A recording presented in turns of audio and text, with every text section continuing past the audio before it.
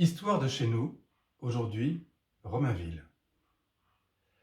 Au 11 avenue de Verdun, à Romainville, tout près de la place Carnot, un beau bâtiment en façade de briques rouges abrite une école pour les tout-petits, l'école maternelle Casanova.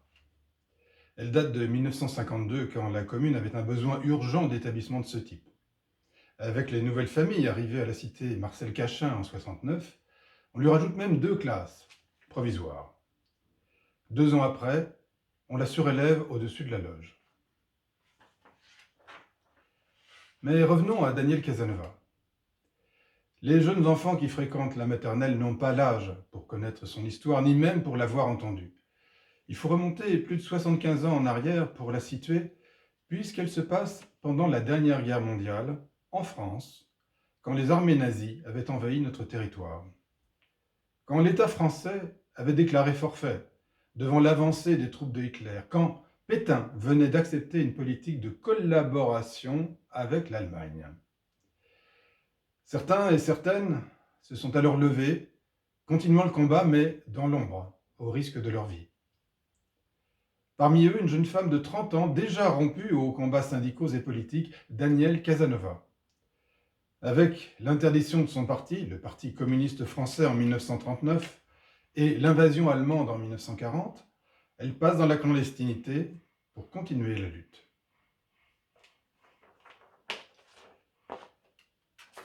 À sa naissance en 1909 à Ajaccio, son vrai nom est Vincentella Peri. Elle ne choisit de se faire appeler Daniel qu'au moment de rejoindre les jeunesses communistes. Et elle deviendra Madame Casanova à son mariage en 1933. Ses parents, Olivier Perini et Jacinthe Versini, sont instituteurs tous les deux. Elle passe ainsi sa jeunesse dans une famille républicaine. Ce n'est qu'à Paris qu'elle deviendra sympathisante du PCF. Ses études l'emmènent à Ajaccio, puis au Luc, dans le Var. En 1927, elle décide de monter à la capitale chez son frère journaliste. Elle veut devenir dentiste et va faire pour cela dentaire à l'école Garancière. En octobre 1928, elle s'engage aux jeunesses communistes. C'est là qu'elle se fait appeler Daniel, comme on l'a déjà dit. Elle devient très vite secrétaire du groupe de la fac de médecine. Et elle rencontre Laurent Casanova, un étudiant en droit, fils de cheminot, fréquentant les cercles corses. Elle l'entraîne au Parti communiste. Ils se marient en décembre 1933. Lui sera plus tard secrétaire de Maurice Thorez et après-guerre en 1946, ministre des Anciens combattants. De son côté, Daniel commence à exercer à la clinique dentaire de la coopérative La Bellevilloise. Elle devient parallèlement membre de la direction des jeunesses communistes en février 1934. Elle y est la seule femme. En 1935, elle est déléguée à Moscou au congrès de l'Internationale communiste des jeunes. Mais en France, face à l'augmentation très rapide de ses effectifs, elle est chargée en 1936 de fonder l'UJFF, l'Union des jeunes filles de France, un mouvement pacifiste et antifasciste. En décembre 1936, elle en est élue secrétaire générale. C'est l'époque de la guerre civile en Espagne. Elle organise des actions humanitaires à destination des combattants républicains espagnols victimes de Franco.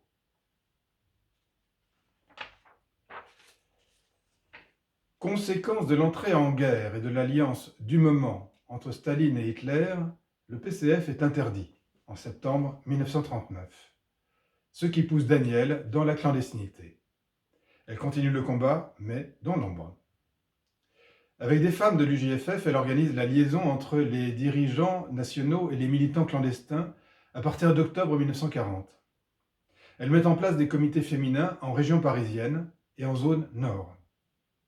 Avec Politzer et Solomon, elle contribue à la presse clandestine et fonde La Voix des femmes.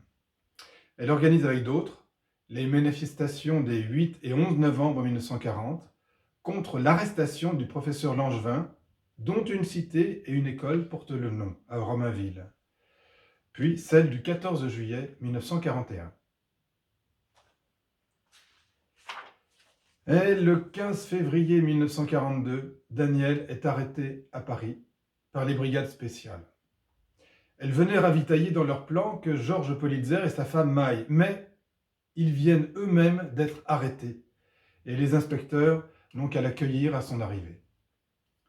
Identifiée par les renseignements généraux, elle est envoyée au dépôt. Elle est ensuite remise aux Allemands le 23 mars, avec tous ses camarades, avant d'être incarcérée à la prison de la Santé.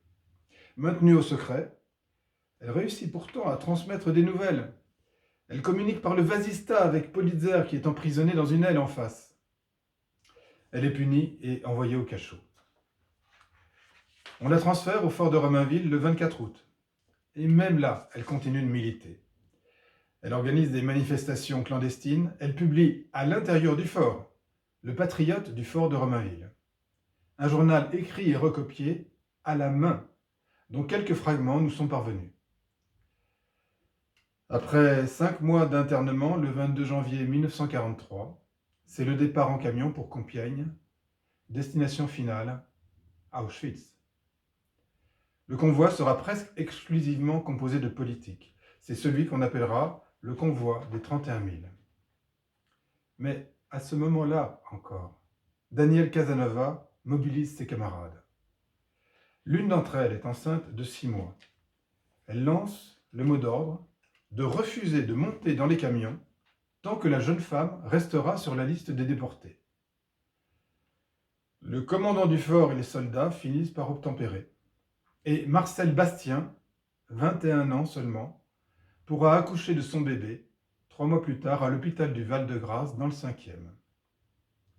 L'enfant sera pris en charge par la Croix-Rouge avant d'être confié à ses grands-parents. Finalement, la jeune maman, Marcel, est tout de même déportée. Elle fait partie de ceux qui auront la chance de revenir des camps après leur libération en 1945. Elle pourra alors retrouver son enfant âgé de 2 ans. Mère et fille auront survécu à l'horreur. Christiane, le bébé, grandira, aura une vie presque normale. Ce n'est que bien plus tard qu'elle questionnera son entourage, mènera son enquête et publiera un livre témoignage sur son étrange sauvetage et celui de sa mère. Danielle, elle, arrive à Auschwitz. À la descente du train, elle est enregistrée sous le matricule 31 655. Pendant qu'elle attend pour être déshabillée et tondue, une ESS demande s'il y a une dentiste parmi les nouvelles arrivées. Elle se désigne et rejoint alors la baraque réservée aux soins dentaires à l'infirmerie qu'on appelle le Révire. Elle n'est pas tondue, seulement tatouée du numéro 31 655 sur l'avant-bras. Sa place lui offre des possibilités qu'elle sait exploiter pour elle et pour les autres.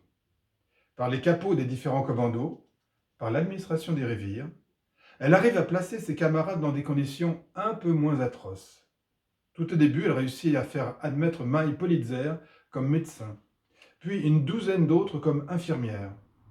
Souvent le soir, après l'appel, elle vient au bloc 26 pour distribuer ce qu'elle a pu glaner.